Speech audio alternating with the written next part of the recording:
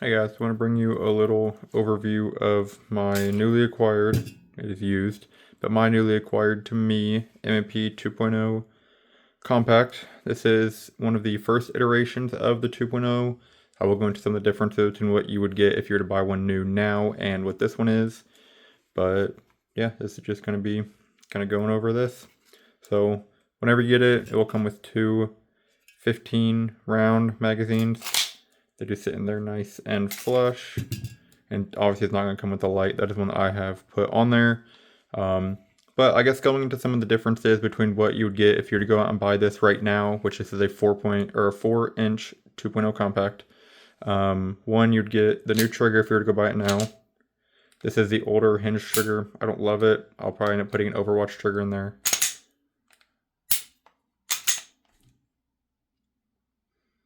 It's not bad. I just don't love how rounded the shoe is. I want something different.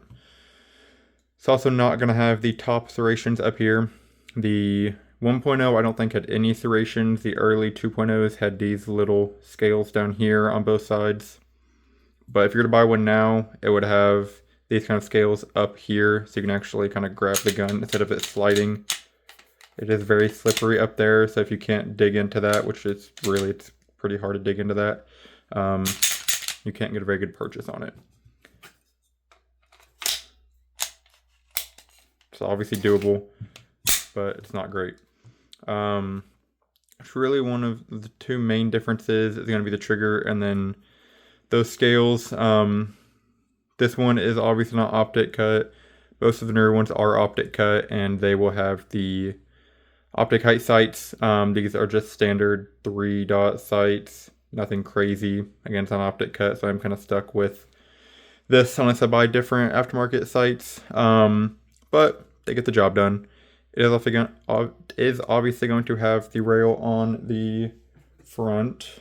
I have a Streamlight TLR7A that I had lying around. Threw it on here.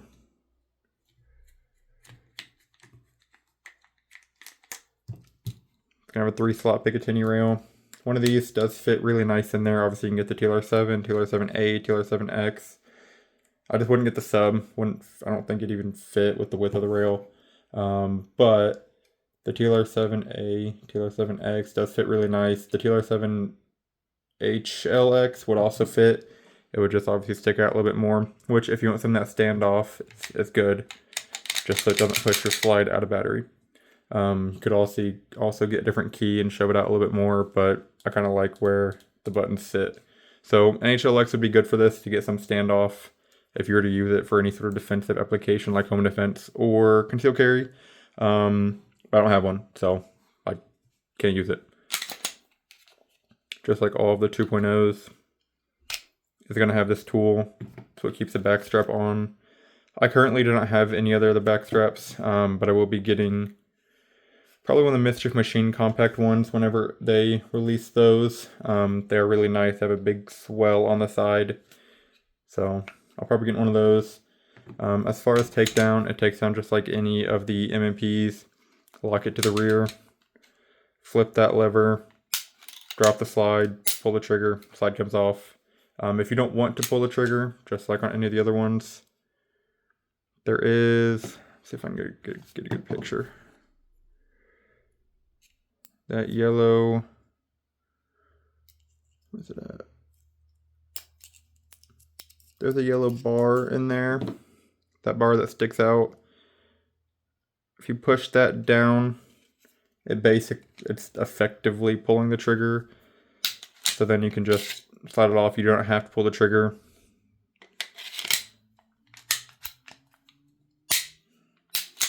The trigger is dead while you do that because it's disconnected. You don't have to worry about pushing that back up. As you insert a magazine, the magazine is going to push that bar back up automatically. And then your trigger is live again. So that is nice. If you do not want to pull the trigger, some people get weird about that.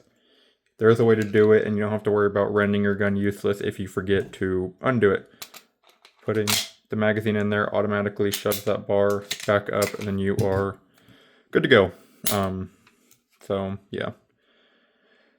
Has the basic 2.0 slide catch, slide release. It is technically a slide stop. It's not a slide release. So it is very tough to push down. It's definitely doable, obviously.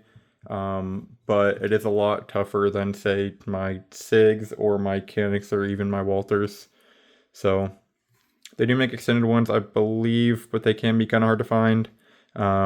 And they do make the whole gun in different sizes. They do also make it with safeties. That is where the safety would be if it were to have one. They make 3.6, 4-inch, 4.25-inch compacts, I believe.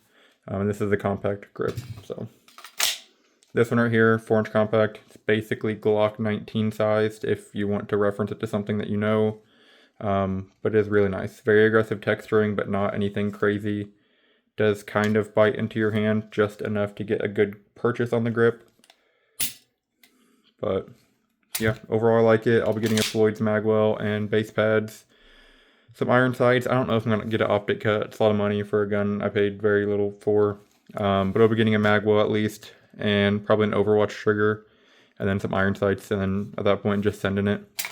Does come with 250 round mags, so again, like Glock 19 size magazines. So it's really nice. If you guys have any questions, comments, leave them down in the comment section. Thank you.